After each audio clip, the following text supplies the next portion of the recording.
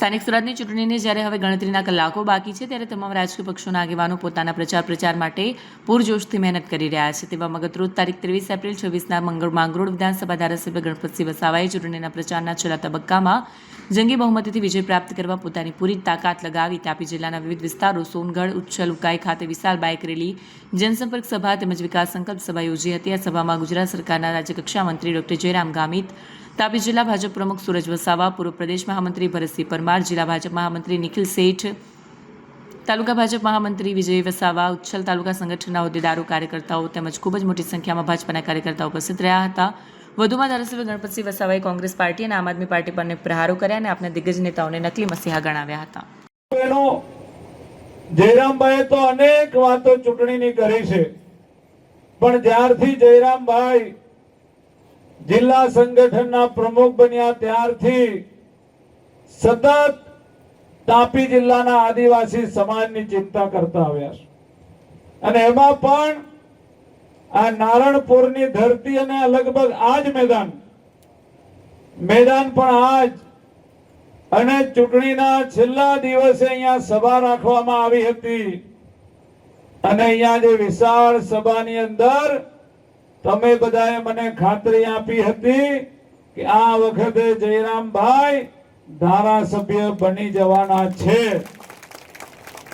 મિત્રો, ધારાસભ્ય તો બની ગયા, પણ ગુજરાત સરકારમાં મંત્રી તરીકેનું ખૂબ મોટું પદ પણ આપણા વિસ્તારના આદિવાસી ધારાસભ્યને આ વિસ્તારને મળ્યું. એના લાભ આપણને કેટલા બધા મળવાના છે એની કલ્પના આપણે નથી કરી શકતા.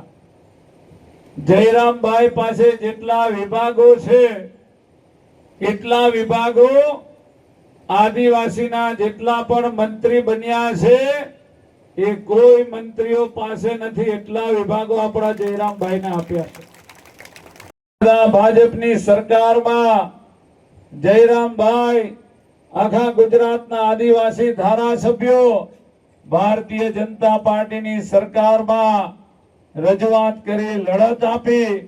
અને આજે મને કહેતા આનંદ થાય છે ભાઈઓ બહેનો કે આખા ગુજરાતની અંદર નર્મદાનું પાણી અને ઉકાઈનું પાણી મારા આદિવાસી સમાજને મળે એના માટે 10,000 કરોડ રૂપિયા મેં બજેટમાં મંજૂર કરાવ્યા.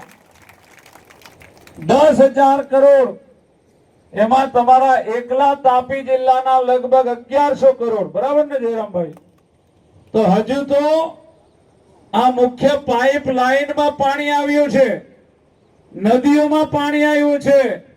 આવનારા દિવસોમાં આદિવાસીના ખેતરો સુધી પાણી પહોંચાડવાની જવાબદારી એ ગુજરાતની ભારતીય જનતા પાર્ટીની છે. ભાઈઓ બહેનો, આ કોંગ્રેસે તો આજ દિન સુધી આદિવાસી સમાજને માત્ર વોટ બેંક તરીકે ઉપયોગ કર્યો છે. ક્યારેય પણ આપણને શિક્ષણ પૂરતું નથી આપ્યું, પાણી પૂરતું નથી આપ્યું, રોડ રસ્તા પૂરતા નથી આપ્યા, સિંચાઈની સુવિધા નથી આપી. આજે ભાજપ આવ્યા પછી નરેન્દ્રભાઈ મોદી સાહેબે વનબંધુ કલ્યાણ યોજના બનાવ્યા પછી અંબાજીથી ઉમરગામ સુધી આદિવાસી પટ્ટાનો 16 કળાએ વિકાસની શરૂઆત થઈ હોય તો એ નરેન્દ્રભાઈ મોદી સાહેબે કરાવી છે. ભાઈઓ બહેનો, ત્યારે આ તો મોદીનું ગુજરાત છે મિત્રો. અને મોદીના ગુજરાતમાં કોંગ્રેસ વાળા, આપિયા, ઝાડુ વાળા, પાપિયા જે બધા ફરે છે ને, આ આપ વાળાને આપિયા ને પાપિયા જ કહેવાય. કારણ કે દિલ્હીથી જૂઠું બોલવા સિવાય બીજું કાંઈ કરતા નથી. ગુજરાતમાં આવે કેજરીવાલ, અને ડેડિયાપાડાથી આવે નકલી મસીહા. દિલ્હીથી કેજરીવાલ આવે, ડેડિયાપાડાથી નકલી મસીહા આવે. અરે ભાઈ, તમારું આદિવાસી સમાજમાં યોગદાન કેટલું છે એ તો ગણાવો.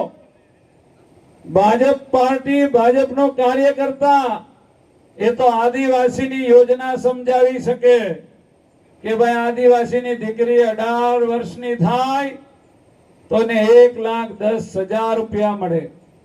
આદિવાસી સમાજના ખેડૂતને ખેતી કરવા માટે દર વર્ષે 6,000 રૂપિયા મળે. આદિવાસી સમાજના ખેડૂતને ખેતી કરવા 1100 રૂપિયાની સિંચાઈ યોજના મળે.